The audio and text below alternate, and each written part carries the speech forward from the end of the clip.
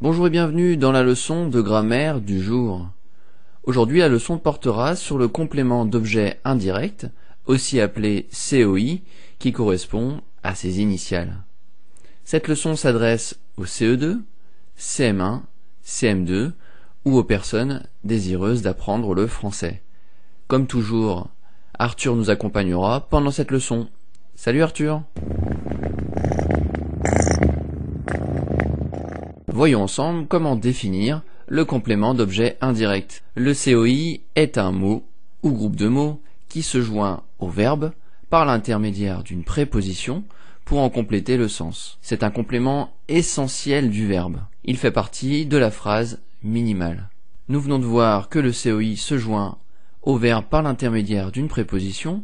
Voyons ensemble comment se souvenir des principales prépositions. Il suffit de faire la phrase suivante. Chez, sur, à, dans, par, pour, en, vers, avec, de, sans, sous. Ce qui donne, quand on va plus vite, c'est sûr, à, dans, par, pour, en, vers, avec, de, sans, sous. Continuons la présentation du COI. Celui-ci représente l'être ou la chose qui reçoit indirectement l'action que fait le sujet. Pour le reconnaître, il suffit de poser les questions à qui, à quoi, de qui, de quoi. Exemple, je me souviens de cette histoire. Je me souviens de quoi? De cette histoire. De cette histoire est le COI. Voyons ensemble quelle peut être la nature du complément d'objet indirect. Le COI peut être un nom.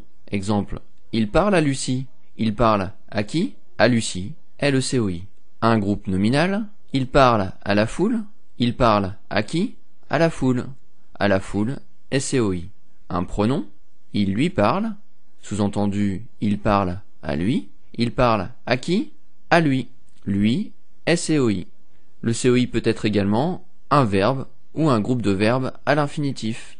Il parle de partir loin. Il parle de quoi? De partir loin. De partir loin est complément d'objet indirect. Voyons ensemble maintenant la place du COI dans la phrase. Le COI se place après le verbe lorsqu'il s'agit d'un nom, d'un pronom introduit par une préposition ou d'un verbe à l'infinitif. Exemple, je parlerai de toi. Je parlerai de qui? De toi. De toi est placé après le verbe et correspond à un pronom introduit par une préposition. Le COI peut aussi se placer avant le verbe lorsqu'il s'agit d'un pronom interrogatif ou d'un pronom personnel. Exemple, à qui téléphonera-t-il? À qui est un pronom interrogatif, il est donc le COI. Deuxième exemple, il me téléphonera. Il téléphonera à qui? À me, sous-entendu à moi, qui est le pronom personnel sans préposition.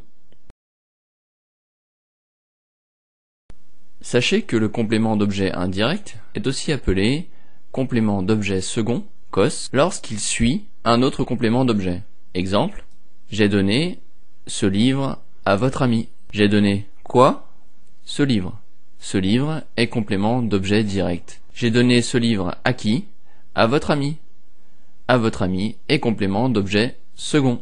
Précisons que le complément d'objet second est toujours précédé par un complément d'objet direct et ne peut être déplacé.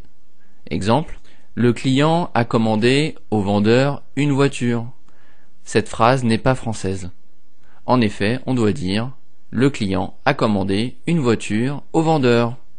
Le complément d'objet direct est avant le complément d'objet second, d'où son nom. Attention, il ne faut pas confondre le complément du nom et le complément d'objet indirect, objet de cette leçon. En effet, le complément du nom complète le nom en apportant une précision. Exemple, la voiture de mon père est neuve. La voiture de qui? De mon père. De mon père est complément du nom.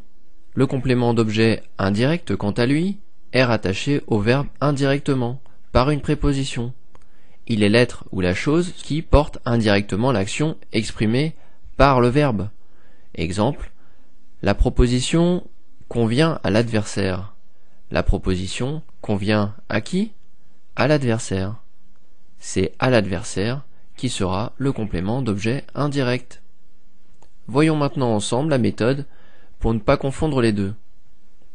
On vient de dire, il y a souvent confusion entre le complément du nom et le complément d'objet indirect. Cette erreur vient du fait que pour les trouver, on utilise une méthode en posant la question de qui, de quoi. Prenons un exemple pour illustrer la méthode. Le fils du notaire dialogue avec son ami. Prenons le début de la phrase, le fils du notaire. Le fils de qui? En posant cette question, on voit que la question de qui s'articule autour du mot fils, qui est un nom. Du notaire est donc complément du nom. Le fils du notaire dialogue avec son ami. Dialogue avec qui? Avec son ami. Ici, la question se pose autour du verbe, qui est dialoguer. On a donc cette fois un complément d'objet indirect. Le complément d'objet indirect est avec son ami. La méthode est donc simple. Lorsque vous posez la question de qui ou de quoi, vous regardez à partir de quel vous regarderez si c'est à partir d'un verbe ou d'un nom que se pose la question.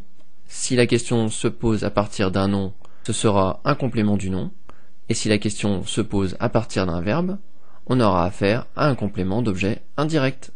La leçon est terminée. Merci de l'avoir suivi. Retrouvez des exercices qui vont avec cette leçon et d'autres cours en vidéo sur www.ladictée.fr. À bientôt et salut Arthur!